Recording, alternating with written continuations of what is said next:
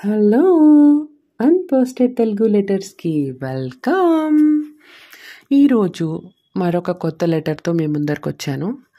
ఎంతమంది ఎన్ని రకాలుగా రాస్తున్నారంటే, కొన్ని నచ్చుతున్నాయి, కొన్ని నచ్చడం లేదు. వాటిని మేము పక్కకు పెడుతున్నాం. అంటే ఇది అందరికీ అనిపించేలా చేస్తుంది, నిజంగా ఫీల్ అయ్యేలా చేస్తుంది అనేవి మేము తప్పకుండా తీసుకుంటున్నాం. ఒక్కోసారి చిన్నదే అయినా సరే వాటిని యాక్సెప్ట్ చేయాలి అని అనిపిస్తుంది.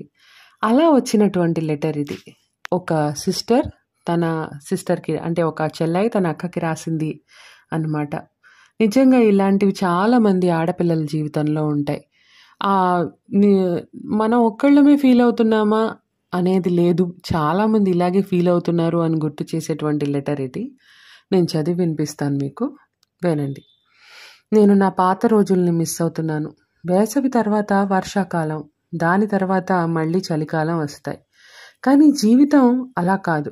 కాలేజ్‌లో చదువుకునే రోజుల్లో నేను మా అక్క ఎంతో టైంని షేర్ చేసుకునేవాళ్ళం. ఇద్దరం కలిసి సినిమాలకి వెళ్ళేవాళ్ళం, చదువుకునేవాళ్ళం, కబుర్లు చెప్పుకునేవాళ్ళం. కానీ ఇప్పుడు దానికి పెళ్ళై 2 పిల్లలు. నాకు 2 పిల్లలు. బాధ్యతలతో టైం పరిగెడుతోంది. ఇప్పుడు మాకు ఫోన్ చేసుకునే తీరిక ఉండటం లేదు. బాధగా ఉంది. అక్క, ఐ మిస్ యూ. మీలో ఎవరికైనా ఇది వింతగా ఉంటే ఏమీ అనుకోవద్దు. కానీ ఇది నిజం. వేసవి తర్వాత వర్షంలా మళ్ళీ ఆ పాత రోజులు రావుగా. ఇట్లు నీ చెల్లెలు. చెల్లెలు గారు, మీరు రాసినటువంటి ఈ భావాలు చాలామందికి వాళ్ళ సిబ్లింగ్స్‌ని గుర్తు చేస్తాయి.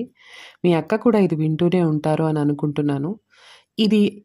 ఈ లెటర్‌ని విన్న వాళ్ళందరికీ కూడా ఇలాంటివి కూడా రాసి పంపించొచ్చు అనే ఫీలింగ్‌ని కలగచేస్తుంది.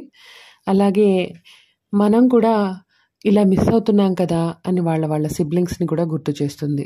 సో నైస్, మీరు అన్‌పోస్టెడ్ లెటర్స్‌తో షేర్ చేసుకున్నందుకు థ్యాంక్ యూ సో మచ్. మీలో ఎవరికైనా ఇలాంటి అన్‌ఎక్స్‌ప్రెస్డ్ ఫీలింగ్స్ కానీ, మెసేజెస్ కానీ, లెటర్స్ కానీ ఉన్నాయా? మరి ఎందుకు ఆలస్యం? వెంటనే మాతో షేర్ చేసుకోండి. ఇది చాలామందికి ఒక రిలాక్సేషన్ ఇస్తుంది. సో మీరు ఆలస్యం చేయకుండా మీ ఫీలింగ్స్‌ని మాకు షేర్ చేస్తారని ఆశిస్తూ మళ్ళీ మరొక కొత్త అన్‌పోస్టెడ్ లెటర్‌తో మీ అందరి ముందరికి వచ్చేస్తాను. Thank you.